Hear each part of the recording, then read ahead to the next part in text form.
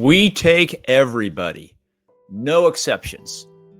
Now, if you're a parent of a severely autistic son or daughter, those words might be music to your ears. They certainly were to ours when our son Michael was aging out of the school system here in Central Texas. He was just turned 20. We were worried about what's going to happen when he hits 22 and the school's no longer going to take care of him. And that burden falls on his shoulders. Well, on our shoulders, actually, on the parents' shoulders. So my wife, Kay, started doing all kinds of research, and she found a program that did say, we take everyone, no exceptions. Pretty exciting. So she took Michael and his colleague, and they went out and checked the program out. And they walked in the door, and it looked sort of interesting, clean, and lots of folks, early, adults, young adults, working at tables, doing a variety of table work. And our son tends to move around a lot more than that, but it might work out. He also likes to take frequent bathroom breaks. He's nonverbal because he's level 3 autism. So he's got an IQ of less than 50, has very few words, nonverbal, and really needs that communication device to communicate. And he gets frustrated, right? And he, pulled his colleague's hair once or twice while he was there because he wasn't sure exactly what was going on. It was a new environment. And he'd been sitting too long. He also likes to pick things up and put them in his mouth. He has Pica behavior, so something falls to the floor like a piece of chalk. Michael's down there trying to pick the thing up. Probably not the best thing to show the staff. So maybe this program will work out. So as Kay and Michael were leaving, one of the staff came over and said, this program may not just be what's right for you. So much for we take everybody, no exceptions. Now, a lot of you have probably seen or heard the same exact thing. You get your hopes up, program supposedly for autism or kiddos, young adults with multiple intellectual disabilities, and you're rejected, or even if you get in, you get kicked out, right? The first time that aggressive behavior surfaces, you're out of there, baby, even though they said, we won't throw anybody out. So what to do? So we decided to start our own home program. And the challenge that we ran into immediately, not surprisingly, is staffing. And many of you have probably also experienced this problem, right? You've got a few folks that'll come in and work with your son or daughter. And, you've planned your date night, or you've planned the night out with the couple, dinner, movie, whatever it is. And right before you're ready to head out the door, you get the phone call.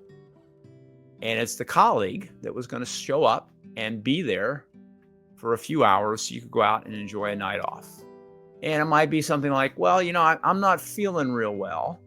Of course, it's a Friday night or a Saturday night, and they may not be feeling that well in terms of coming to work with your son or daughter, but they may be feeling just fine to go out on that date or to go to that concert that their friends invited them to at the last minute. And so you negotiate with them, or you beg them. Well, we've been planning this for weeks. You knew we were going to be doing this. We've already purchased our tickets. We already have reservations at this restaurant that's really hard to get into. Can you please come?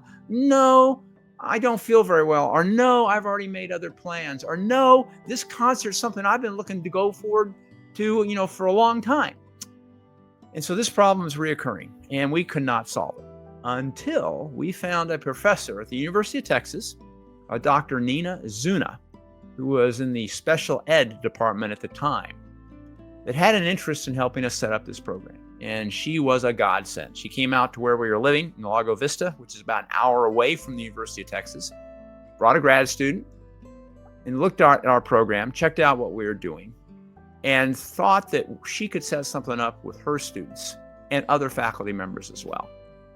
So we physically moved our home from Lago Vista to close to University of Texas. And Dr. Zuna and some of the grad students started working with our son. And before we knew it, we had 4 different departments involved. 4! Special ed, speech, nursing, and even some students from kinesiology. And what was so cool was Dr. Zuna And Jesse Franco, Dr. Jesse Franco, who is the speech professor, would give credit to their students to work with our son. And so the students would come in and provide therapy or work with our son, direct care, whatever it might be, or he would go over there to the speech center once a week and participate in activities. They would record data.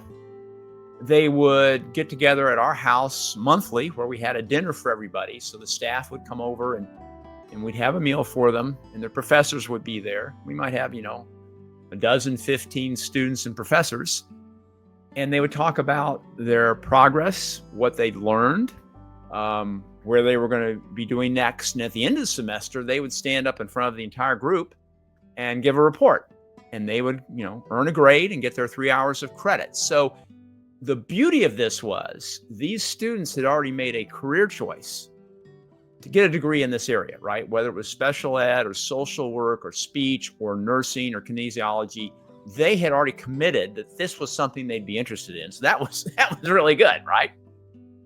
They also were getting paid, not a lot, and I think the university was paying them, not us at that point in time, and that was good. And they were getting a grade, and they're getting real world practical experience. So this solved a huge piece, not everything, but a huge piece of that staffing problem. Now, we still had a problem during the holidays, vacations, summer.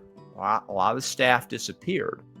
But when school was in session, we had a committed crew of enthusiastic, young, excited, high energy students and their professors overseeing them that would come in and help our son make progress. And one of the key learnings that I personally had very little value or appreciation of, but since have learned how important it was, is they collected data, all kinds of data, multiple times during a session. So what this allowed them to do, and what we've continued doing, is it allowed you to look at how much progress was being made, what activities was it being made on, what adjustments were made to maybe encourage progress where it had stalled.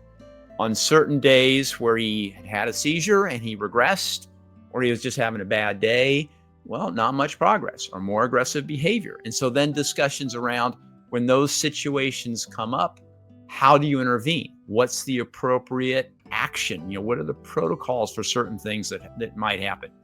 For the nursing students, they even came in one semester and they did a training video on what to do when Michael had a seizure. In this scenario, you're at Gregory Gym. I'm Michael. And I'm the caregiver. And this is how you would go about how to approach a situation if Michael were having a seizure. So first, say you're just out and about and you realize that Michael starts acting a little bit differently. It's really common for him to have some repetitive hand movements, maybe walking in a circle, just kind of acting off. So you're gonna try to get his attention. I'd say, Michael, look over here, look over here. And he's not following any commands, but he still has control of his body. He's, standing upright. I could say, Michael, look at me. At this point, you know that he's probably having some signs and probably gonna have a seizure. So you're gonna wanna take note and look at your clock and see what time it started. You also wanna brace him. He can still stay on the zone, but you couldn't tell him to walk in a certain place. He wouldn't be able to follow it. So you wanna brace him and try to get him to the car, if at all possible, by walking him there, or anywhere that may be safe. And so that training video was then used for all the other students to see that, okay, we've got the oxygen tanks, you lean him on his side, make sure he's not gonna choke, you get him on oxygen, and all the other stuff that one has to do when you have that kind of a challenge. So it was exciting, it was interactive. The data allowed us to show progress, identify problems, address those problems with the help of trained professionals, UT professors that, had done research papers, had lots of years of experience, and we had none. So that's where we are. And what happened is, through no fault of the professors we were working with, we ran out of money. UT is a hungry beast. Most universities have a pretty high overhead. And it turned out that close to 50% of the dollars we were contributing to UT were going to the university overhead, not directly to our program. And there was an expectation that we, I think, would be able to donate more. or that grants, would help fund that. And there were some grants that Dr. Zuna was able to get, but we basically ran out of money. And Dr. Zuna moved over into a different space. She's now the assistant director of the Texas Center for Disabilities at UT. So she's still there. She's moved up, and she still is very much involved in disabilities. And we still use UT students, but we weren't able to continue to fund it in such an exciting way. So next episode, I'll sort of talk to you about our journey and share with you some of the specifics of things that I personally have done wrong, that I was advocating for strongly in spite of recommendations to the contrary from my wife, who certainly knows better than I do on almost everything when it comes to our son. And I just wouldn't listen to her, and I paid that price. So I'll share some of that with you, as well as some of the things that did work, so that you'll sort of hopefully learn from some of the things that worked well for us and exactly how we did them, and some of the things that didn't work for us and how to correct those things. So until next time, have a joyous and great week. See ya.